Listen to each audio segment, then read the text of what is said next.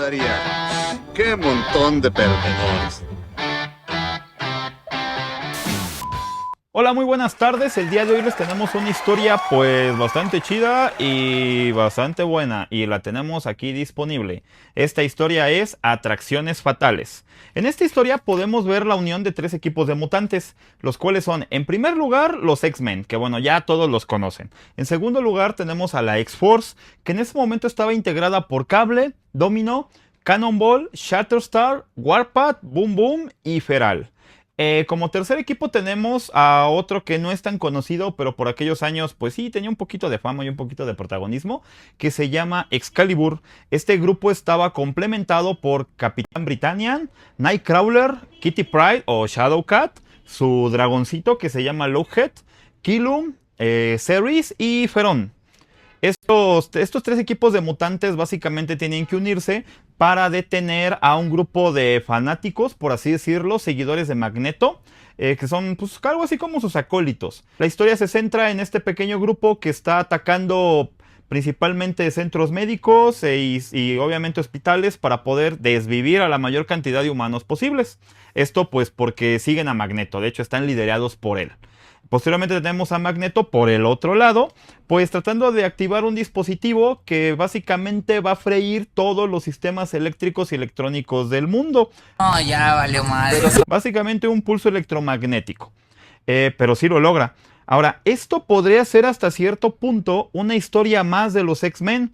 Llega el malo, hace cosas malas y pues obviamente de una u otra manera los héroes lograrán detener al malo. Y evidentemente todo volverá a la normalidad en el siguiente número.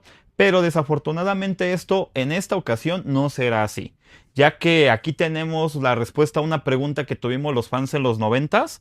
Y esta fue, bueno, tenemos por un lado a Magneto, que pues es uno de los villanos principales de los X-Men. Y por el otro lado tenemos a un miembro de los X-Men en particular, pues llamado Wolverine, que pues todos lo conocen. Como sabemos, Wolverine tiene la característica de tener un esqueleto hecho de adamantium. Es un metal que en el universo Marvel prácticamente es el más fuerte y es indestructible. De hecho, quitando a todos aquellos que pudieran manipular la materia, hablando de personajes de Marvel, creo que no hay nadie que haya podido romper o destruir el adamantium. Corríjanme si me equivoco. Pero bueno, volviendo a esto, siempre surgió la duda entre los fans de los 90 de qué sucedería si enfrentamos por un lado a Magneto y por el otro lado a Wolverine.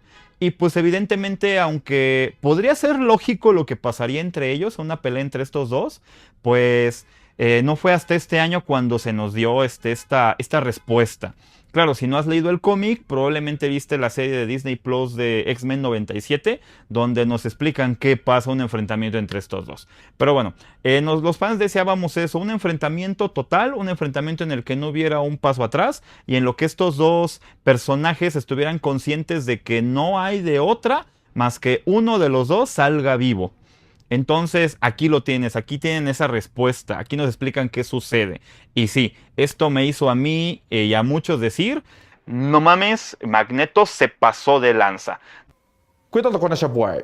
Dado a que es aquí, efectivamente, damas, caballeros, en el que Magneto le quita el metal a Wolverine de los huesos. Así es en este cómic, en esta historia más bien, donde sucede este evento. Evidentemente fue un castigo para Wolverine tremendo, más allá de la muerte. Son heridas más que mortales. Afortunadamente para Logan, pues tiene su factor curativo acelerado, uno más de sus poderes, que básicamente creo que este era su poder principal. Y eso lo ayuda a que al menos físicamente él se recupere al 100%. Pero ojo con lo que dije, físicamente. Desafortunadamente, el trauma que le genera todo el dolor y el castigo que le impone Magneto, pues genera en Wolverine una involución. ¿Qué significa esto? Él se vuelve primitivo, se vuelve salvaje. Está volviendo salvaje. El raciocinio, la inteligencia y la conciencia desaparecen completamente de Wolverine, volviéndolo un ser que se guía únicamente por su instinto.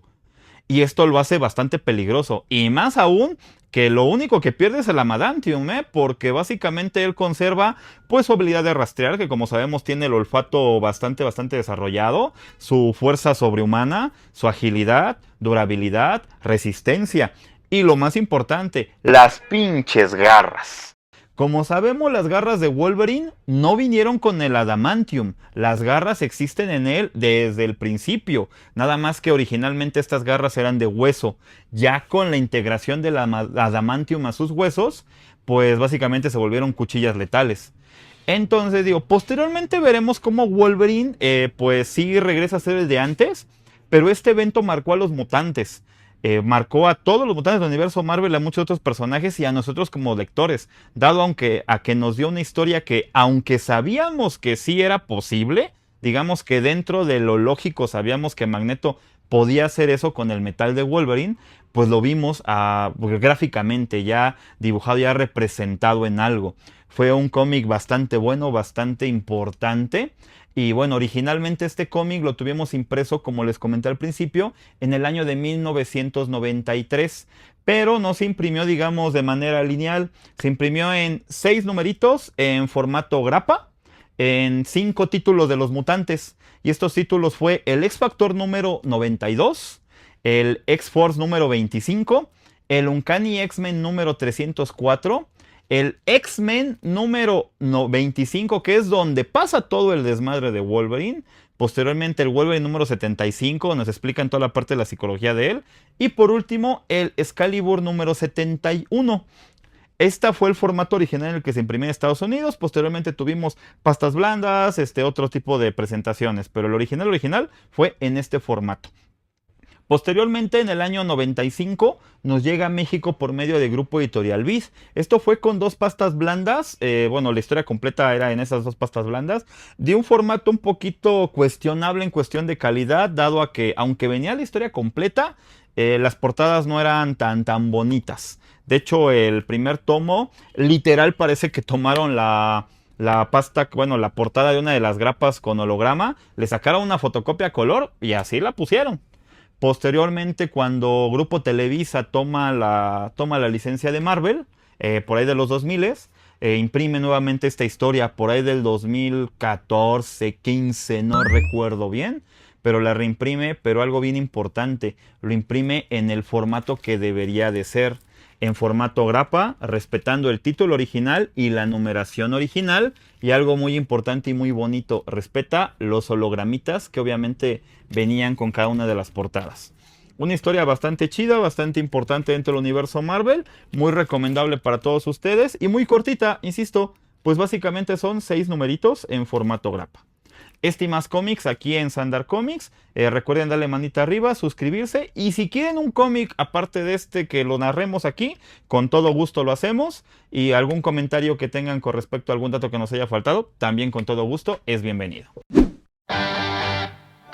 Daría. ¡Qué montón de perdedores!